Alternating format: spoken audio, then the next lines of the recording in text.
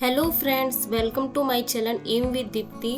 तो आज है संडे और तो आज जो डेट है वो है 20 अक्टूबर और आज जो मेरा 75 डे का फोर्थ डे है, फोर्थ नंबर का डे है। और ये मैं दिखा रही थी कि फ्लाइट जो है वो एरोप्लेन जा रहा था और बिजली भी कड़क रही थी।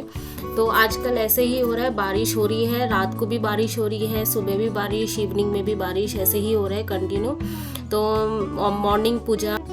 मॉर्निंग पूजा करके जस्ट फिर मैं आ गई थी अपना स्टडी करने, क्योंकि संडे था तो आपको पता ही है कि ब्रेकफास्ट वगैरह इन सब में थोड़ा लेट ही हो जाता। हेलो। एक्चुअली अभी अभी जो है सुबह से मैंने स्टडी किया वो मैं दिखा देती हूँ। मैंने जो सुबह से स्टडी, तो ये दिख रहा होगा 2:20, ठीक है। तो ये मैंने स्टडी किया। स्टडी में मैंने किया था रानी मैम के जो वीडियो थे, मतलब मैंने कल मैंने बता दिया था कि 5 आवर्स की मतलब मैम की एक वीडियो है 10 आवर्स की 60 ग्रामर रूल की। मैं उसी से कर रही हूँ क्योंकि एक बार मैं गो थ्रू हो चुकी थी और नोट्स भी मैंने बनाए हुए थे। लेकिन क्या होता है, नोट्स से पढ़ो और एक बार मैम की वीडियो दिखाओ थोड़ा फास्ट फॉरवर्ड में, तो अंडरस्टैंड हो जाता है, क्योंकि एक साल पहले बनाए हुए थे तो इसलिए। तो कल मैंने 5 आवर्स की कर ली थी और अभी मैंने 2 आवर्स 20 मिनट यानी 7 आवर्स 20 मिनट इतना अप्रोक्स कर लिया आज सुबह से, ठीक है। तो अभी जो मैं करने वाली हूँ, मैम की जो वीडियो तो देख चुकी हूँ। अब मैं क्या 1 आवर जो मैं अभी टाइम है मेरे पास, क्योंकि अभी बस उसके बाद मैं लंच बनाऊँगी। तो मैं क्या सोच रही हूँ कि अपने नोट से एक बार फिर दोबारा से मैं लर्न कर लूँ, क्योंकि वीडियो देख के फिर अगर हम अपने नोट से दोबारा से रिवाइज़ करेंगे तो बहुत अच्छे से वो मेमोराइज़ हो जाएगा। तो मैं दिखाती हूँ मेरे नोट्स मैंने कैसे बनाए हैं। तो इस तरीके से मैंने नोट्स बनाए हुए हैं। तो मैम की जो मैंने सुबह से देखा हुआ है, मैम की यहाँ तक मैंने फ़िनिश कर लिया। अब जो है यहाँ से मेरा पेंडिंग है, यहाँ से मेरा स्टार्ट है। तो 7.5 घंटे के मतलब मेरा कंप्लीट हो चुका। और मैम की जो वीडियो है वन मैराथन की, वो है 10 आवर्स 30 मिनट इस तरीके से अप्रोक्स है, या जो भी हो 10 घंटे ही मान लो। तो यहाँ से मुझे करने, और मैं यहाँ तक ये सारे कर चुकी हूँ। ये 60 ग्रामर रूल है, ठीक है, यहाँ से स्टार्ट है, ठीक है। ये केवीएस के टाइम पे बनाया हुआ था, देखो केवीएस लिखा हुआ होगा। तो यहाँ पे डेट नहीं लिखी हुई, मैंने कब से बनाना स्टार्ट किया। तो ये 1 साल पुराना ही है। तो ये यहाँ से, और ये पहले मैं ना ऐसे सिनोनिम्स वगैरह इस तरीके से लिखती थी। मैम जो भी लिखती थी ना बोर्ड पे, और उनके जो ऑप्शन रहते थे वो भी मैं लिखती थी। और मैम जैसे लिखती थी कोई भी वर्ड के सामने क्या क्या है, ऑप्शन के भी सिनोनिम्स एंटोनिम वो भी मैं लिख लेती थी। तो इसलिए बहुत अच्छे से हो जाता था। अभी टाइम सेव करने के लिए ना मैं वही पीडीएफ से कर रही थी, लेकिन नहीं, मुझे ऐसा लगता है दोबारा से स्टार्ट करना पड़ेगा। तो ये यहाँ से ये इतने सारे जो हैं 30-60 रूल है मैम के ना।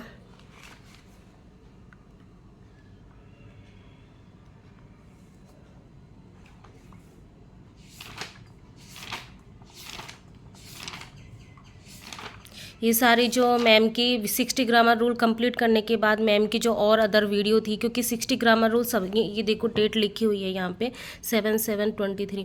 तो ये बहुत पुरानी है।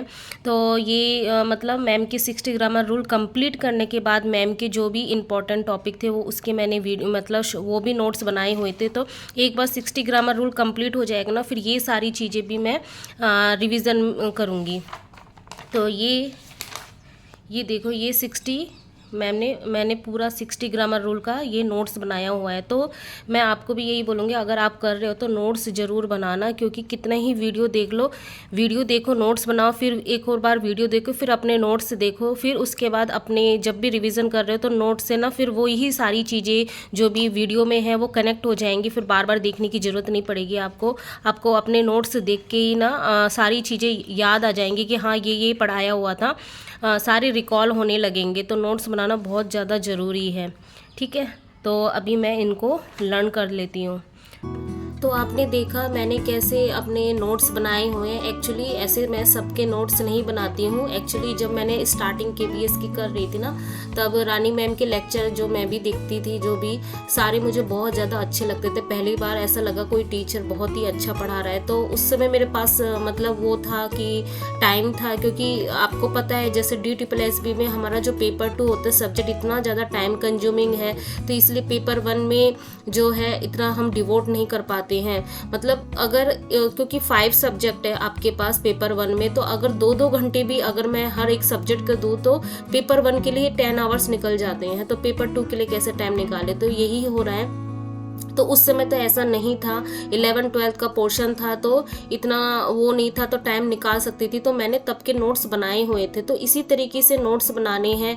तो मैं ऐसे ही नोट्स बनाती हूँ, और एक्चुअली में इसी नोट्स से ही मुझे ज़्यादा अच्छे समझ में आता है, ज़्यादा अच्छे से रिलेट कर पाती हूँ।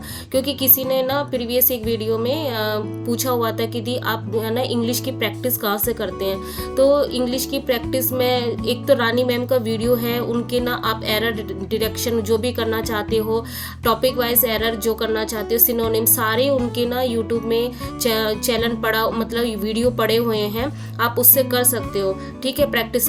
इसके अलावा जो है मैंने आपको बताया हुआ था, उसके अलावा मैंने आपको बताया हुआ था मेरे पास ब्लैक बुक जो है इंग्लिश के लिए है। तो मैं जब उससे पढ़ती हूँ ना एज ए टेस्ट, जैसे बोलते हैं ना टेस्ट देना, वैसे मैं समझती हूँ उसको कि मैं हाइड कर लेती हूँ हाथ से और उसका आंसर देने की कोशिश करती हूँ। इसके अलावा मेरे पास टेक्स्ट बुक ऐप है, उससे भी मैं इंग्लिश की अपनी प्रैक्टिस करती रहती हूँ, PYQ से प्रैक्टिस करती रहती हूँ। तो मेरे ख्याल से इतना एनफ है, और DSSB के जो PYQ उससे करती रहती हूँ, तो ये सारी चीज़ें एनफ है। तो आज का डे था, वो संडे था और रिवीजन डे था, आज मॉक टेस्ट देना था। तो बेसिकली पेपर 1 में ही पूरा मेरा डिवोट चला गया। तो बस मैं अभी जो कर रही हूँ, इवनिंग का टाइम है, मतलब 4 o'clock हो रहे हैं। तो देखो धूप कितनी तेज हो गई है, सुबह बारिश हुई थी और अभी इतनी तेज धूप।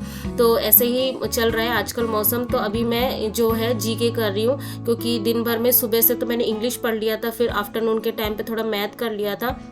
अभी जो मैं कर रही हूँ GK कर रही हूँ, क्योंकि उसके बाद फिर रीजनिंग 1 घंटे, और इस तरीके से फिर मैं रात के टाइम पे है, नाइट के टाइम पे ही मैं बेसिकली ना मॉक टेस्ट देती हूँ, कि दिन भर मेरा रिवीजन हो जाता है, उसके बाद मैं करती हूँ रात को मॉक टेस्ट देती हूँ।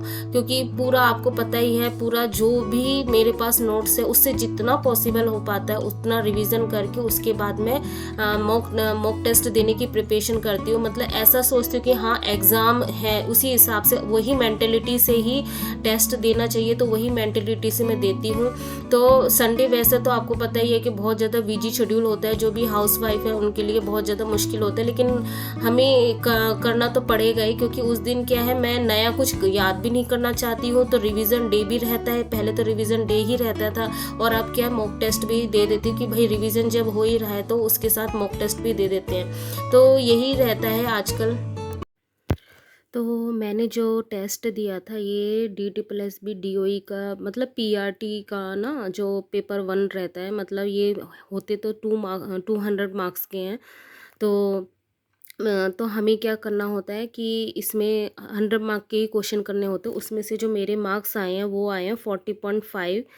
तो बहुत ही ज़्यादा, मैं बोलूँगी बहुत ही ज़्यादा बुरे नंबर है। लेकिन आप देखोगे इसमें सबसे ज़्यादा बुरी हालत किस में है, दिखाती हूँ मैं। देखो इसमें एक्यूरेसी वगैरह सब कुछ थोड़ा बहुत ठीक है, लेकिन जो है ना सबसे ज़्यादा मेरे ख़राब मार्क्स आ रहे हैं। मैं बताती हूँ किस में सबसे ज़्यादा ख़राब मार्क्स आप देखो। मेंटल एबिलिटी जो है उसमें, मेरा जनरल नॉलेज ये भी ठीक है, मेरा मैथ भी ठीक है, मेरा हिंदी भी ठीक है। इंग्लिश में भी काफ़ी कम हो गए हैं। इंग्लिश में क्या है, वोकेब में ही हम ध्यान दिए जा रहे थे, और जो है मतलब ग्रामर पे जस्ट अभी मैंने ध्यान देना स्टार्ट किया। और कॉम्प्रहेंसिव ये भी थोड़ा सा मेरा रॉन्ग हुआ, इसी की वजह से ये सारे कम मार्क्स। और ये देखो ये जो साइकोलॉजी वाले क्वेश्चन है ना, ये मैंने बिल्कुल भी नहीं किए। इस तरीके से मैं टेस्ट देती हूँ, क्योंकि एक्चुअली हमें क्या पेपर 1 का वो करना है, तो हमें टीचिंग, नॉन टीचिंग, PRT इन सब के टेस्ट दे के जितना से ज़्यादा टेस्ट दे सकते, क्योंकि ये क्या PYQ हैं। तो इस तरीके से मेरे मार्क्स आ रहे हैं 40.5 200 में से। तो ये 200 नहीं है, ये 100 में से हैं। तो आप ये बोल सकते हो कि हाँ पासिंग मार्क्स है, लेकिन जो है अभी भी हमें बहुत मेहनत करनी करनी है। तो मेरे जो पिछले मंथ में, प्रीवियस मंथ में मेरे अप्रॉक्स 55 ऐसे कुछ आए थे, उससे भी काफ़ी कम है। दैट मीन्स यही है कि अभी जितना पढ़ लिया, अभी मॉक टेस्ट कंटिन्यू देना है। मतलब जैसे मैंने बोला हुआ था कि वीक में 2 डेज़ तो देने ही हैं, जिससे ना आपको एक्चुअली में पता चले। हम ना जब एग्ज़ाम कोई मॉक टेस्ट वगैरह नहीं देते, लेजीनेस हो जाते हैं, हमें लगता है हमें सब कुछ आता है और हम आगे बढ़ते रहते, लेकिन ये पता ही नहीं चलता है कि हम एक्चुअली में कहाँ स्टैंड करते हैं। ठीक है, तो ये मेरे मार्क्स थे। ठीक है, तो यही था। फिर मैंने जो स्टडी की, मैं तो बता ही दिया आपको कि मेरा पूरा दिन रिवीजन ही था। संडे था आज, पूरा दिन रिवीजन था और मॉक टेस्ट ही देना था। तो यही था आज का दिन। फिर मिलते हैं नेक्स्ट ब्लॉग में, तब तक के लिए बाय, गुड नाइट।